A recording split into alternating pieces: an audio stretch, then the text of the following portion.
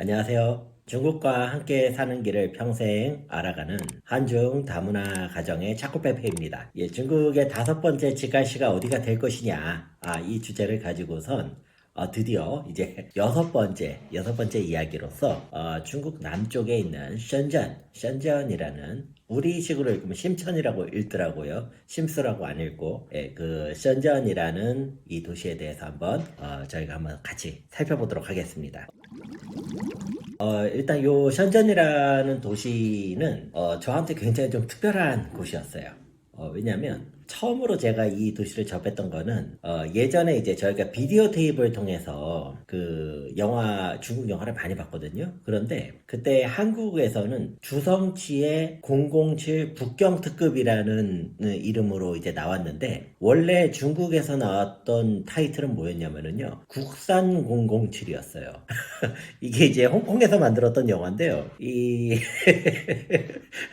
국산 007이 뭐냐면 이게 굉장히 여러 가지 의미가 포함이 되어 있어요. 그러니까 뭐 이렇게 해외에서 만든 거가 있는데, 그때 당시에 중국에서는 아마 90년대 초중반이 아니었을까 싶어요. 국산으로 뭘 만들면은 뭐가 좀 시원치 않다, 뭐 약간 요런 어감도 있었고, 근데 그때에 이제 주성치가 처음으로 등장을 하던 그 배경이 심천으로 나옵니다. 보면 이제 주성치가 우리로 치면은 이제 그 국정원 같은 거예요.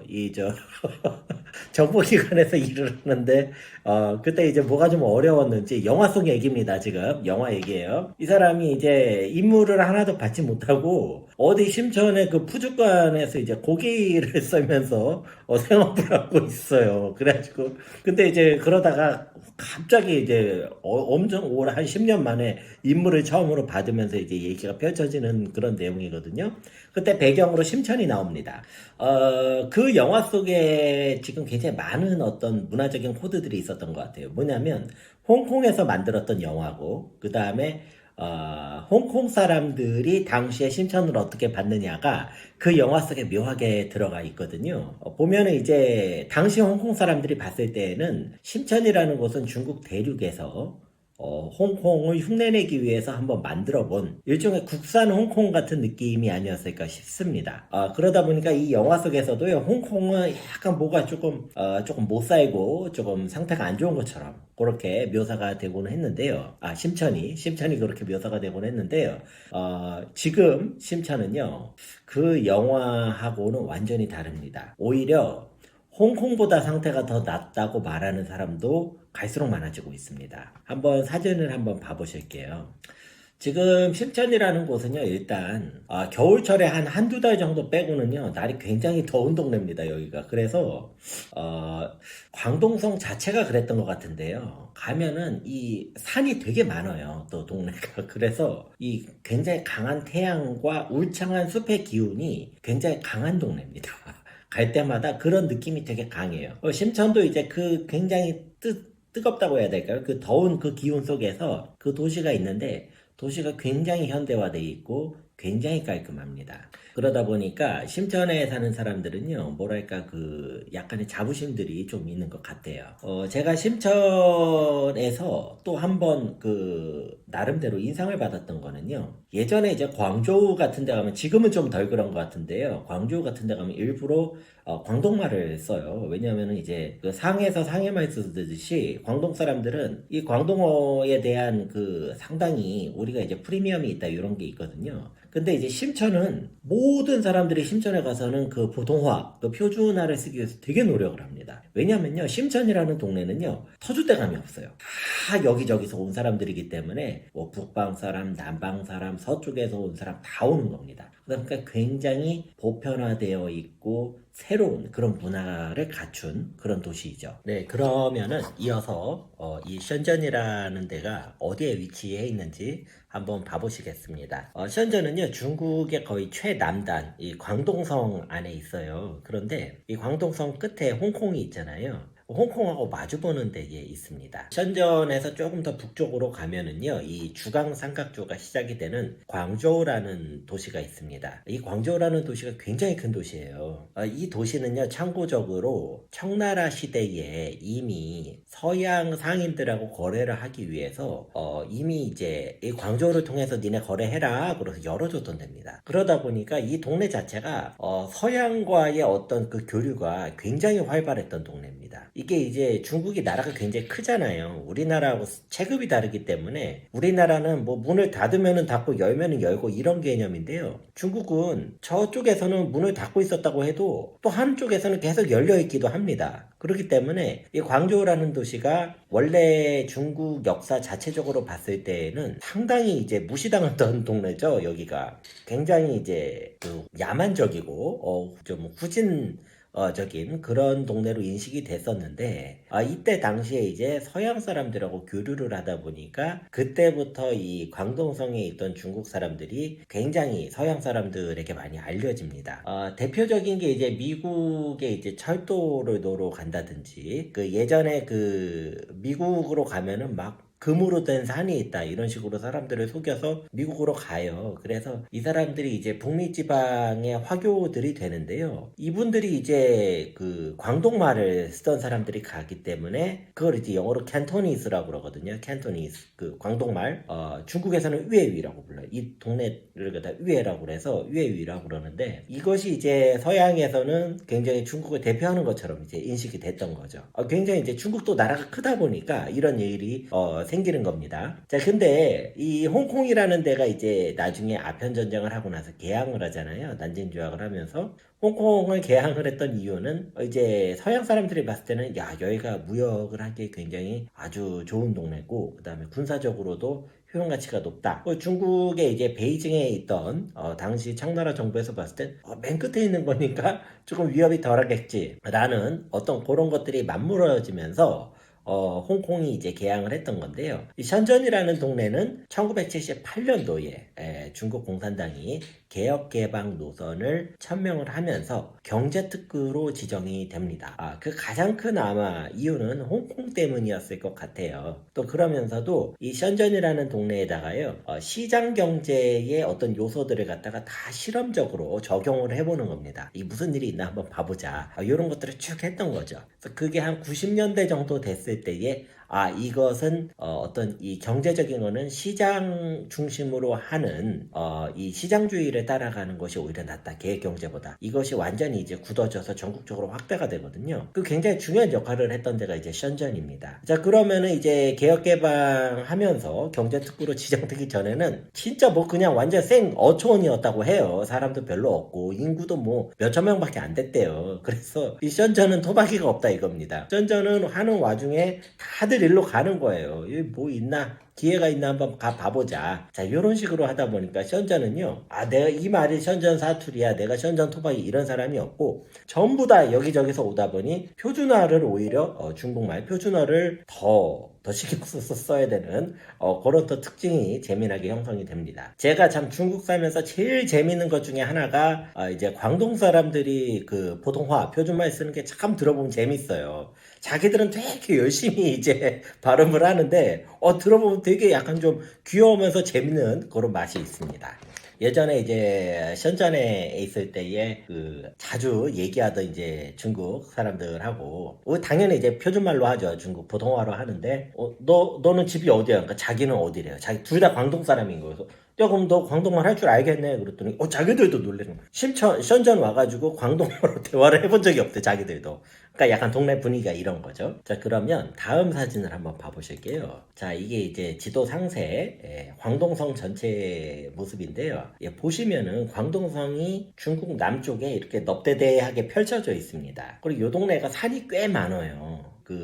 그러다 보니까 요 밑에 광저우 중심으로 해서 요 주강 삼각추라고 하는 이 만으로 형성된 이 지역에 경제가 완전히 집중이 돼 버립니다. 그러니까 같은 광동성이라고 해도 나머지 지역과의 경제적인 갭이 굉장히 커요. 그리고 그것을 주도했던 것이 과거에는 홍콩이었는데요. 지금은 이제 션전하고 광저우가 홍콩을 멀찍이 추월을 한 지 이미 오래입니다. 자, 오늘 보고 있는 이 션전이라는 데는요, 이 홍콩과 바로 맞닿아 있습니다. 제가 개인적으로 홍콩을 처음 갔던 게 이제 2001년도였어요, 저는. 그래가지고, 그때, 야, 이거 재밌겠다 싶어서 베이징에 갔다가 베이징에서 기차를 타고, 그때 그 기차를 뭐라고 불러? 턱화이라고 그랬나? 아주 특별하게 빠르다, 뭐 이런 뜻이에요. 턱화. 지금 이 고속철도보다는 느리죠. 근데 그거를 타고 한 하루 정도인가를 북경에서 쭉 내려간 거예요. 내려가가지고 나중에 션전 지나서 홍콩으로 가는데 그 이제 기차 안에 타고 있던 다른 중국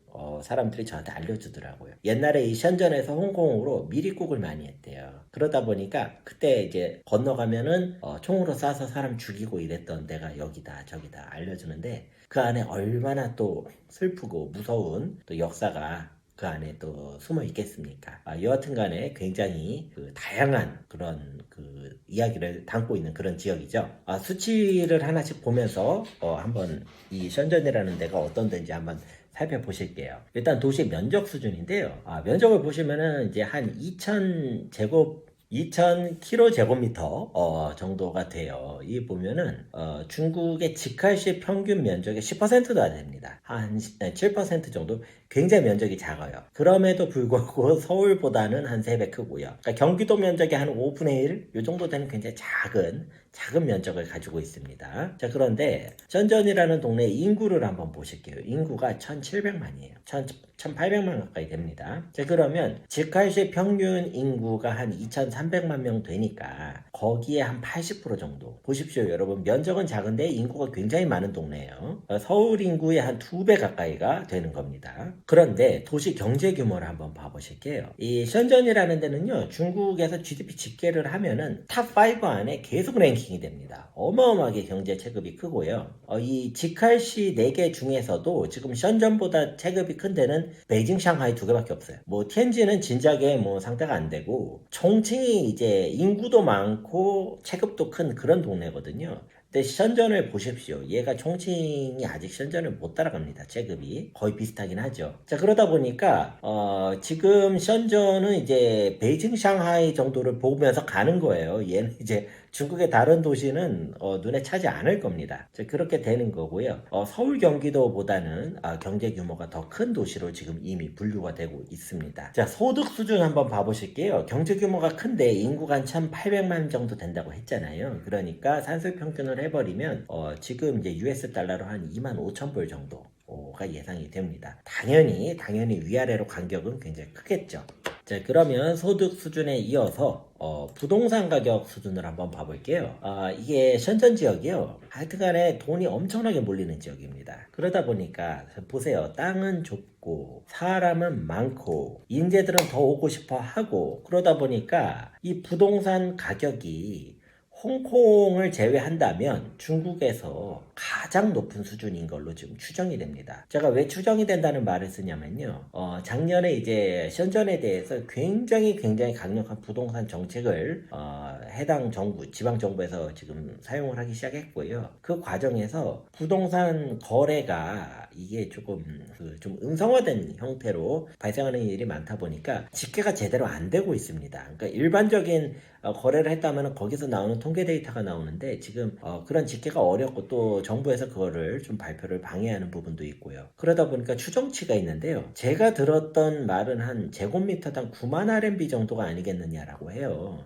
이거는 굉장히 높은 가격입니다. 굉장히 높은 가격이에요. 지금 서울시가 한 6만 RMB 정도로 보는 거예요. 이렇게 올라가지고. 그러니까 이거를 지금 9만 RMB까지는 좀 그렇고 한 8만 5천 정도로 보자. 조금 줄여가지고 이게 이제 제 개인적인 추정인 겁니다. 이제 션전은 조금 이제 기다려 봐야지 집계가 나올 것 같아요. 근데 어마무시한 수치인 거는 거의 확실해 보입니다. 즉 그렇다면은 우리나라 한 100제곱미터 30평대 초중반 정도로 봤을 때에는 집 한 채 가격이 한 16억 가까이 한다는 거죠. 굉장히 그 이게 지금 중위 가격을 말씀드리는 거예요. 가장 가운데 정도에 있는 거를 가지고 추정을 해서 말씀을 드리는 겁니다. 제가 그러니까 정리를 해보자면 현재는 면적은 아주 작고 사람은 어마어마하게 많고 돈이 엄청나게 들어오면서 부동산 가격이 어마어마하게 높습니다. 자, 그러면 이런 동네에서 무슨 일이 발생하죠? 도시가 죽습니다. 잘못하면. 지난번에 우리가 샤먼 그 사례를 봤잖아요. 이렇게 돼버리면은요, 이제 외부에서 인구가 못 들어오는 거예요. 그럼 요 안에 있는 사람들끼리만 살게 되면서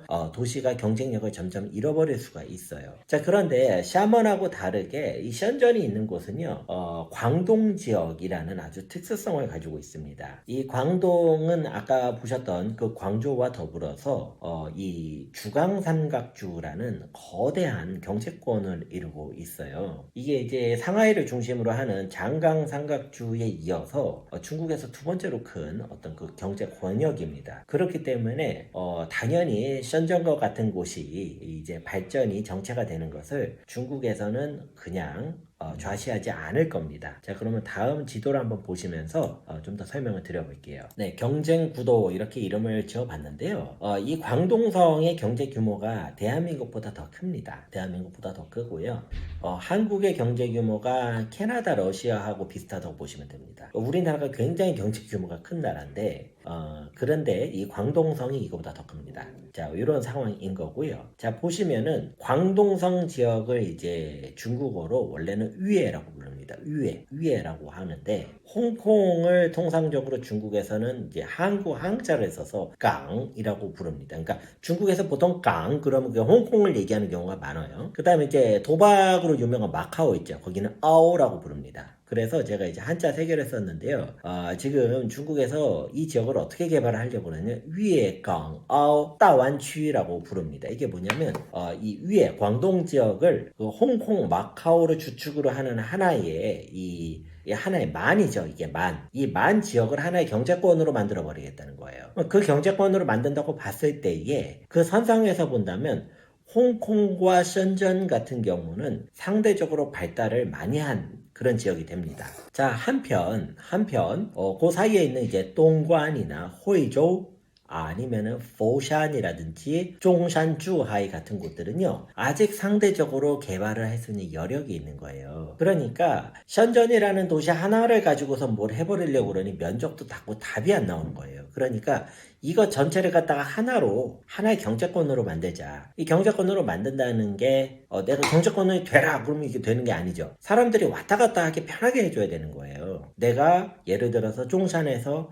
잠을 자고 일은 션전에서 한다든지 퇴근하면 다시 종산으로 오기 편하게 해준다든지 라고 해서 요 사이에 있는 바다에다가 교량이라든지 해저 터널이라든지 이런 거를 갖다가 어마어마하게 지금 짓고 있습니다. 가장 대표적인 것이 이제 홍콩하고 마카오까지 이어버리는 위에강아오 따차오인가? 위에강아오 따차오인가 뭐 있어요. 얼마 전에 지어가지고 중국에서 지금 제일 긴 다리가 하나가 있습니다. 원래 이제 저희 칭다오에 있던 이제 짜조완 따차오가 이제 제일 길었는데 그놈이 지어지면서 이제 칭다오께 2위로 밀렸어요. 길이가. 아무튼 어마어마한 이 교량 기술을 가지고 있고요. 교량 해저 터널 이게 중국이 여러분 지금 전 세계에서 중국이 이 기술 경쟁력이 1등입니다. 그러니까 중국이 이런 인프라를 가지고 계속 투자를 하면서 이 지역 전체의 어떤 생명력을 계속 이어나가려고 하는 그런 분위기에 있다.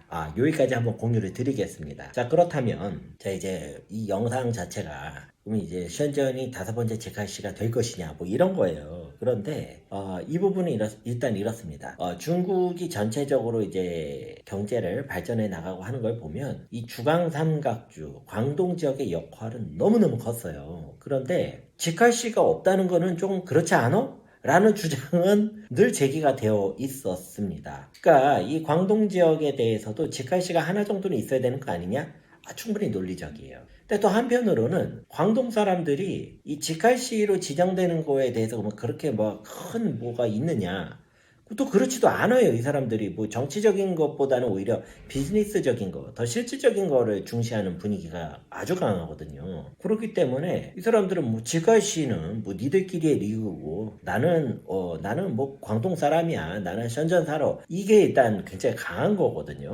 자, 그런 것이 하나가 있고요. 또 하나는 지금 이제 이 동네 자체를 위강하고 따완치로 하나로 이제 경제권을 만들려고 그러는데 거기다 대고 션전을 지카시를 지정을 해버린다? 이게 약간 조금 모양새가 깔끔하지가 않거든요. 이렇게 되면은. 자, 그러다 보니까 제가 이제 다섯 번째 지카시가 어디가 되겠냐 그러면은 제 주변에 중국을 조금 아시는 한국 분들은요 다 션전이라고 그래요. 왜냐면 션전이 경쟁력이 너무 세요. 뭐 재고 뭐고 할 것도 없습니다. 션전이에요. 션전은 지가시가 되고도 남아요. 지금 그 정도로 어마어마하게 지금 센 동네인데 그럼에도 불구하고 지가시를 지정을 할 때는 지정을 했을 때 어떤 더 좋은 점이 많아야 되잖아요. 그러면 션전을 지가시를 지정을 안 하고 외강호 따ವಂ치의 어떤 그 성장 동력으로 광저우와 더불어서 이렇게 운영을 하는 게 훨씬 더 유리할 수도 있는 겁니다. 자, 그렇기 때문에 제 개인적인 의견을 말씀드리면 션전이 지가시가 될 가능성은 저는 뭐 상중하로 놓고 본다면 한 중에서 중상 정도가 아닐까라는 제 개인적인 예상을 한번 해봤습니다. 네, 좀 내용이 길었을 수도 있는데요. 나름대로 좀 여러분께 잘 설명을 드리려고 자료도 좀 만들고 이런 식으로 좀 다각적으로 하는데, 어느 정도 좀 전달이 됐는지는 잘 모르겠습니다. 여하튼 간에 제가 나름대로 좀 생각하는 내용들을 여러분들과 좀 공유를 드렸고요. 이 다섯 번째 직할시라는 주제를 가지고 남아있는 도시들을 좀 더 알아보면서 여러분들께 다시 인사를 드리도록 하겠습니다. 항상 시청을 해주셔서 대단히 감사합니다.